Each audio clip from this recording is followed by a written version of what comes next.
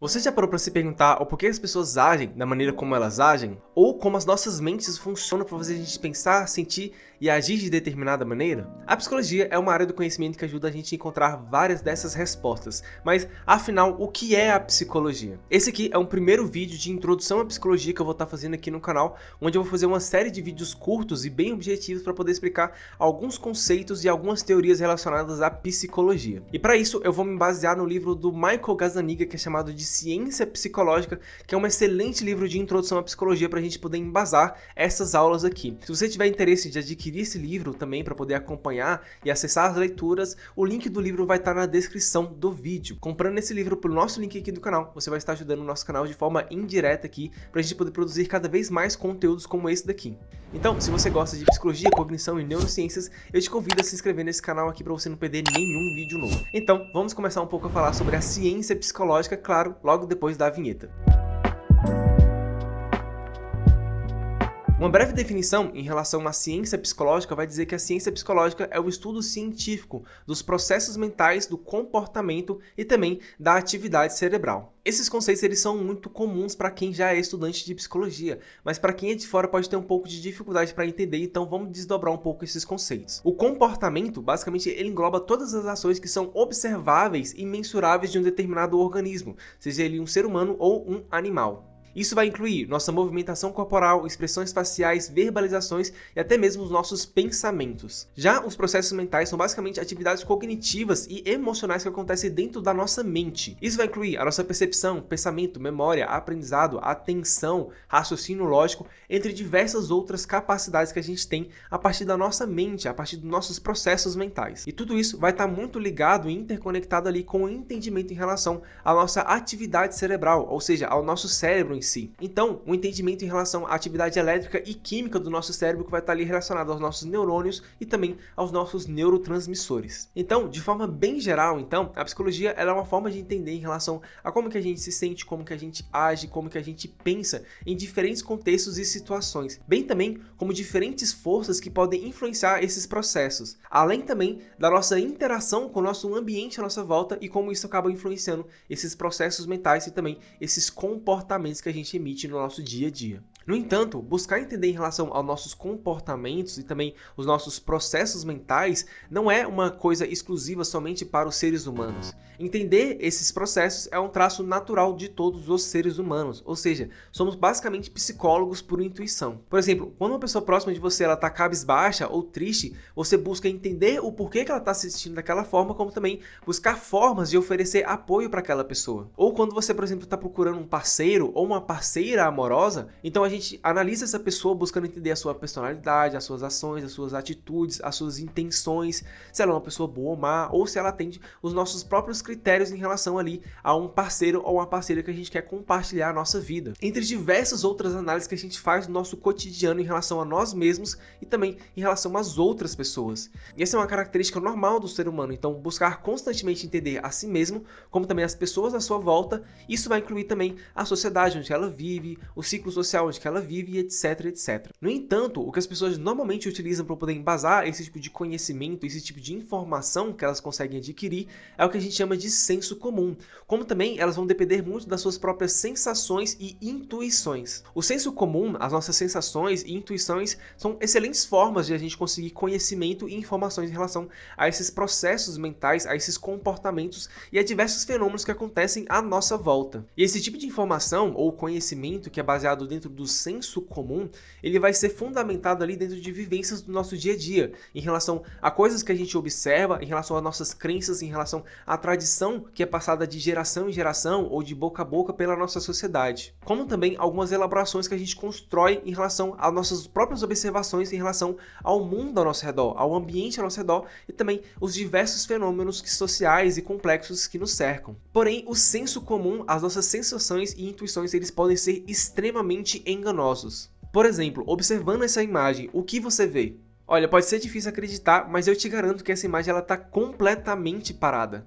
Porém, muito provavelmente, se você tem uma visão normal, você vai ver essa imagem como se ela estivesse se movimentando, especialmente ali quando você transita os seus olhos pela imagem. Porém, eu te garanto e te afirmo que essa imagem, ela está completamente parada e essa percepção de movimento que você está vendo nessa imagem é basicamente o seu cérebro tentando te enganar. O mesmo acontece nessa outra imagem aqui, por exemplo. Para qual direção você está vendo essa bailarina se movimentar? Para a direita ou para a esquerda? E nessa outra imagem aqui, por exemplo, qual é a cor do vestido que você está vendo? É um vestido branco com dourado ou azul com preto? Esses são alguns exemplos bem comuns que a gente vê no nosso dia a dia, principalmente na internet, em relação a como as nossas sensações ou intuições elas podem estar completamente enganadas. E isso mostra que essa fonte de conhecimento nem sempre ela é totalmente confiável para a gente. Então, por que isso acontece? Porque o nosso cérebro e as nossas sensações, as nossas intuições, eles enganam a gente. É porque a gente é burro? Não. Muito pelo contrário, isso significa na verdade que o nosso cérebro ele é extremamente inteligente, tão inteligente que ele consegue ver padrões onde não existem. E essa capacidade de estabelecer relações em relação às coisas que a gente observa é basicamente uma capacidade evolutiva que a gente adquiriu durante a evolução da nossa espécie. Ou seja, o senso comum, as nossas sensações e intuições, ele tem bases evolutivas ali muito fortes, o que traz raízes muito profundas em relação ao funcionamento do nosso cérebro. E a gente pode, por exemplo, selecionar algumas partes do nosso cérebro que estão completamente relacionadas à criação do conhecimento de senso comum, como por exemplo, o córtex pré-frontal, o hipocampo, o sistema límbico. O córtex pré-frontal, por exemplo, ele vai ter um papel muito fundamental ali na nossa tomada de decisão e também no nosso julgamento social. E essa área do nosso cérebro está completamente relacionada com a gente conseguir formar conceitos complexos e também tomar decisões complexas em relação a eventos e fenômenos que acontecem no nosso dia a dia. O hipocampo, por sua vez, ele vai estar muito associado ali, por exemplo, à consolidação de novas memórias, como também em relação à nossa navegação espacial. E isso ajuda a gente a formar associações em relação a eventos passados e eventos futuros, por exemplo. Já o sistema límbico ele vai ter um papel muito fundamental ali em relação à nossa motivação e também às nossas respostas emocionais em relação a esses conhecimentos que a gente adquire e também a informações que chegam no nosso sistema cognitivo. Todas essas áreas do nosso cérebro, além de várias outras que a gente vai comentar no decorrer desse curso,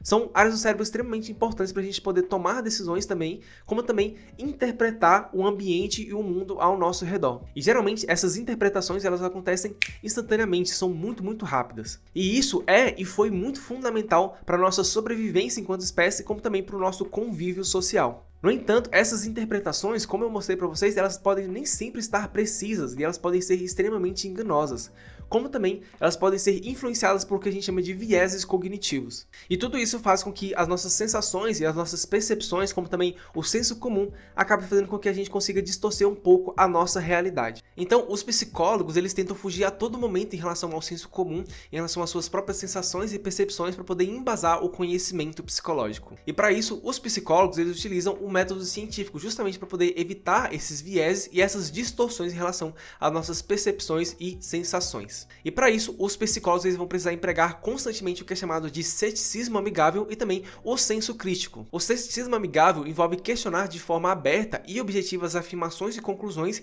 enquanto o pensamento crítico implica em analisar de forma rigorosa as evidências e os argumentos que foram apresentados. E essas habilidades elas são essenciais para a gente poder avaliar os objetos de estudo da psicologia de forma mais objetiva e também de forma mais precisa. Então, embora algumas pessoas elas podem ser ótimas conselheiras ou ter insights extremamente valiosos em relação ao comportamento humano, aos processos mentais, o conhecimento em relação a essas pessoas, em relação a esses processos psicológicos, pode estar completamente equivocados. Dado que o conhecimento psicológico e a atuação profissional do psicológico exige todo um rigor metodológico e científico para poder embasar aquele tipo de prática e aquele tipo de conhecimento. E isso ajuda o psicólogo a entender e aplicar esses conhecimentos em diferentes contextos e também para diferentes pessoas a partir da sua atuação profissional. Então, a psicologia, enquanto uma ciência, ela faz uma análise extremamente crítica e complexa, utilizando o método científico para poder entender em relação a esses processos mentais e também em relação ao comportamento humano. E isso vai envolver um estudo muito profundo em relação a neurociências e também um estudo sistemático em relação ao comportamento humano. Então, esse aqui foi o vídeo. Esse vídeo aqui está referente ao primeiro capítulo do livro do Michael Gazzaniga.